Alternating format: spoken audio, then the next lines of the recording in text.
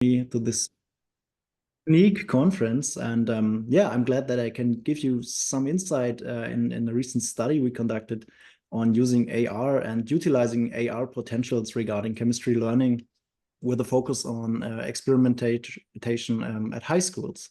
So maybe the connecting point here regarding AR and AI is that some time ago, AR was even connected with yes, some kind of hype. And we all thought that, oh yeah, by using AR or mixed reality or virtual reality, we can really support the chemical learning in the high schools or even at the university level.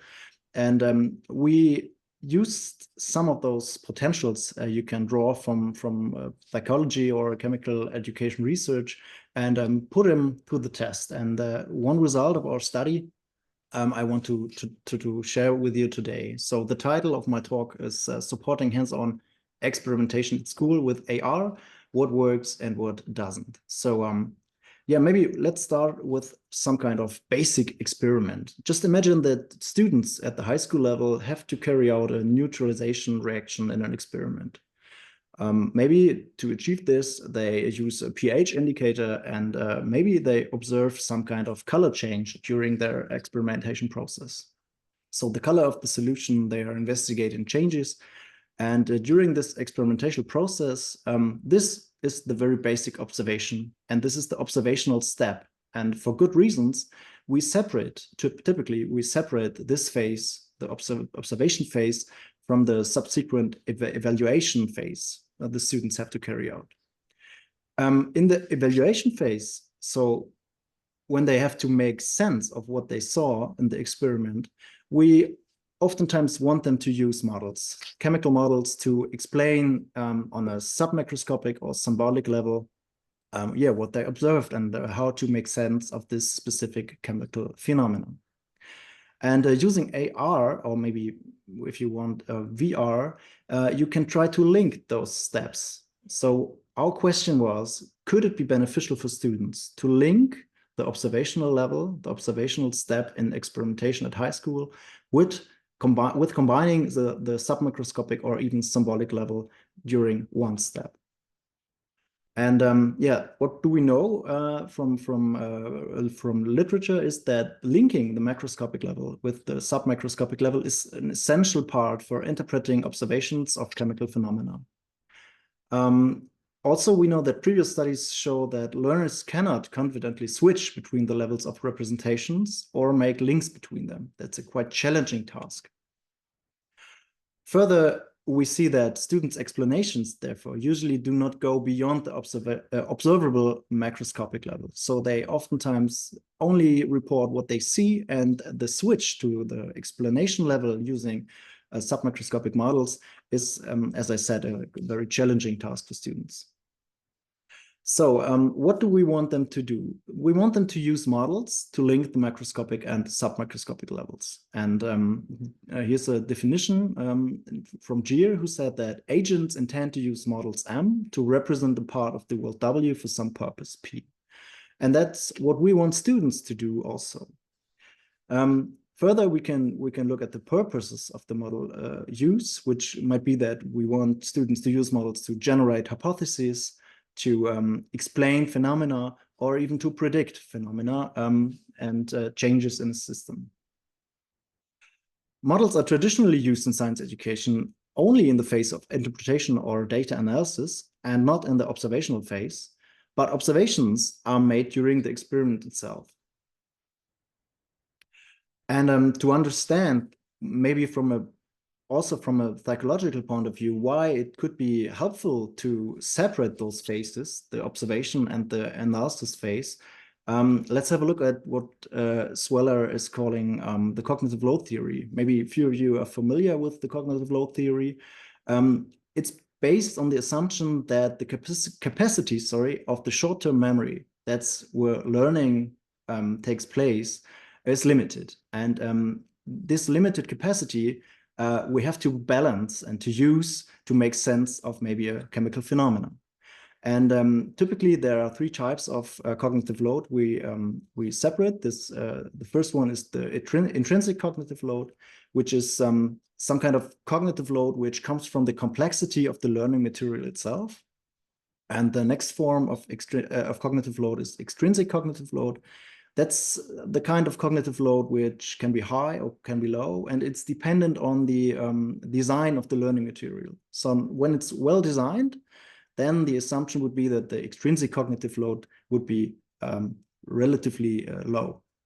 And the beneficial type of cognitive load, this is the type of cognitive load which really is used for learning, for productive learning, is the so-called germane cognitive load. And this is the type of cognitive load we want to maximize. So according to Meyer and Fiorella, there are different design principles that you can use or try to use to balance those types of cognitive load. Maybe you could use the so-called signaling principle. That would be that you highlight really important information in the learning material, or the animation principle, that you can animate in a dynamic way processes which are in fact dynamically, and the temporal and spatial contiguity principle. That would be that you place relevant and coherent information next to each other and not in a separate way.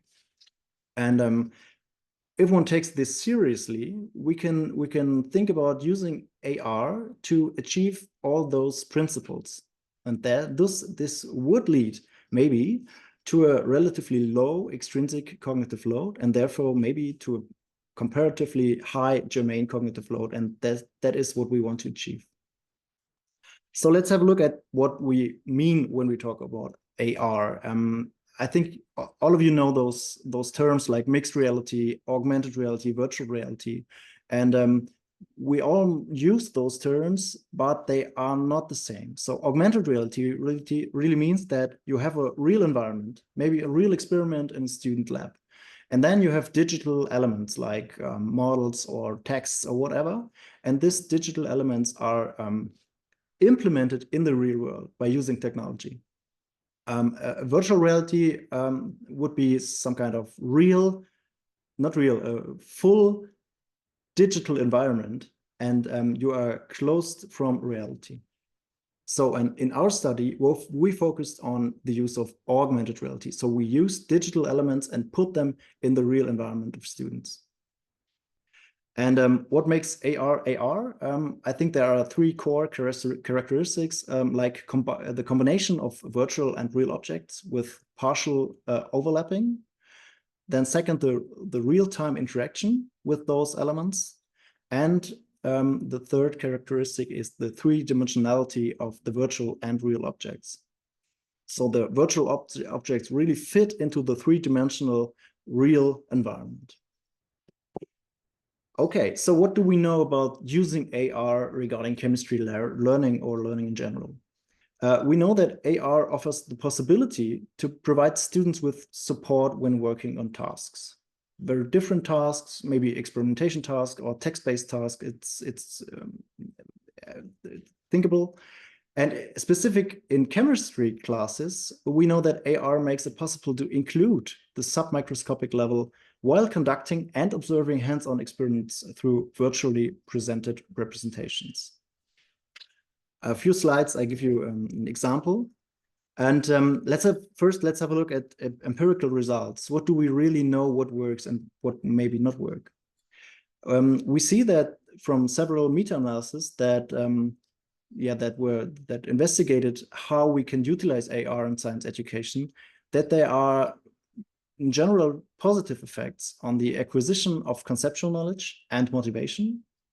However, we have to say that many studies which were considered in those meta-analyses not really oftentimes don't really have a comparison group. So we have to interpret these results very carefully.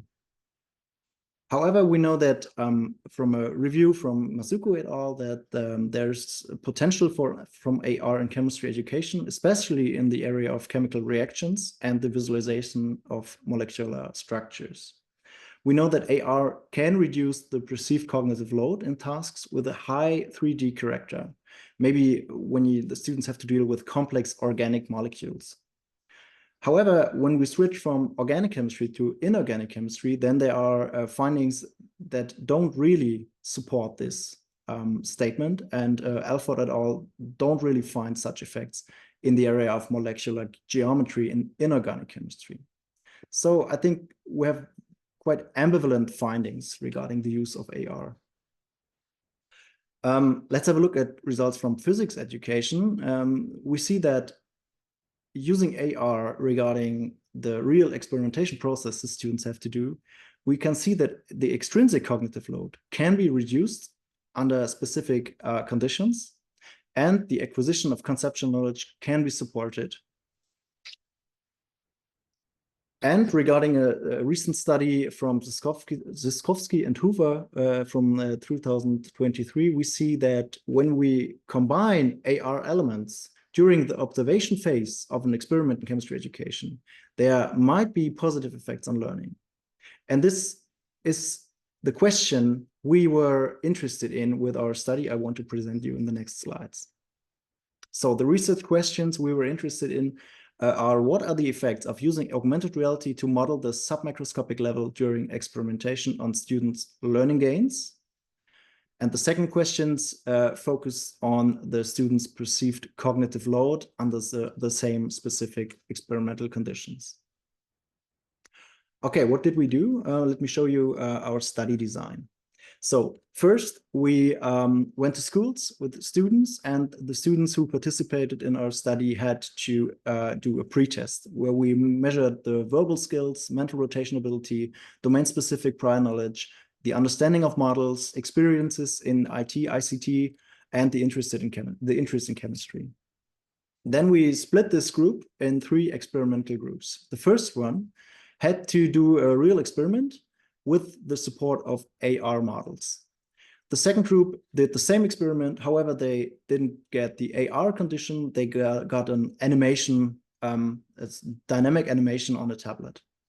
And the third group got the same experiment, but they got a film strip, which is some kind of static images in a separated and non-dynamic way.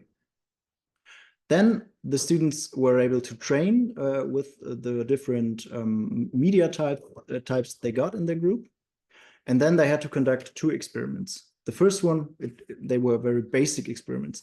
The first one was they had to dissolve an acid salt. It was ammonium chloride in water, and to describe what they observed, and they had to make sense of what they observed. We measured the cognitive load during the experimentation. And then after this, we asked the students to prepare and record an explanatory video with the app Explain Everything, where they had to explain what was going on to another fictive student. Then we had a second experiment. It was the reaction of hydrochloric acid with sodium hydroxide. And again, we measured the cognitive load and asked the students to prepare and record an explanatory video. This whole process was recorded by video. So we got, in addition to our questionnaire data, we got video data, which we use to make sense of the explanation process of the students. And after all this, we conducted a post-test where we again measured the content knowledge, the understanding of models, and the system usability. Okay, so let's have a look at how the learning conditions really looked like. You see here, it's a picture from the animation we gave the students to make sense of what they saw in the experiment. And you can see we have some kind of models, and if you click this, then yeah, you see the dynamic processes, and you see transfer reactions and so on. Then we had the film strip group with very similar images. However, it was a static and non-dynamic representation of the process. And the AR group, you see here, we have a real experiment, and the students could use their tablets and use our AR app, and then they saw the same models on a AR-based way on the real experiment. I think you can see how this was conducted. Okay, the learning material itself, here it's in German, but the students got those texts, so they knew what to do. And the students prepared and recorded their explanations in the app Explain Everything for an imaginary friend who could not be there at the lesson due to illness or whatever. And then, the explanation they had to do needed to include a description of the observation on the macroscopic level, and further the processes on the submicroscopic level and the entities involved. Sebastian? Yeah. Sorry, if we want to still have 5 minutes for discussion, you know, would be Ich gebe Gas. jump and yeah, thanks. Okay, let's have a look at the sample. Maybe due to time, we conducted the study with 126 students. They were around about 16 years old, and you see a very balanced gender distribution. So let's have a look at the results. We have the results for the domain-specific knowledge. We see the 3 groups, and you see the pre- and post-test results. For the film strip and animation group, we see a significant learning gain, which we cannot really see for the AR group. So this group, this very descriptive difference lacks significance. So only the first groups really learned in our environment. And maybe we can explain this by looking at the cognitive load results. I show you here. We have the cognitive load, the perceived cognitive load results for the 3 groups, intrinsic, extrinsic, and germane. And also here you see a difference regarding no AR and AR for the extrinsic cognitive load, for the extrinsic cognitive load, and not really a difference, at least a significant difference for the germane cognitive load. And also when we look at the results for cognitive load for the second experiment, we have the same trends, which can be interpreted in a similar way. Okay, so let me sum up, and then maybe we have 1 minute for a discussion. I think what we can say with our study is that the anticipated potential of AR could not unfold within the scope of this study. In combination with AR, the chosen experiments presumably lead to additional cognitive load. And it's quite interesting for us to make sense of this, the results regarding the cognitive load and how we can explain the learning gains regarding the static or dynamic and AR group. So maybe the overlay of macroscopic and submicroscopic levels could have contributed to additional cognitive load. And the simultaneous experimenting and acting with the iPad could maybe be a cause for the additional cognitive load. There are some implications maybe we can talk about. And just as a last slide, I want to thank Hendrik Peters and Sabine Fechner, who conducted this study with us. And if you are interested in the paper, and then you can have some more minutes to read it, then here's the link. So thank you very much. And maybe you have some questions.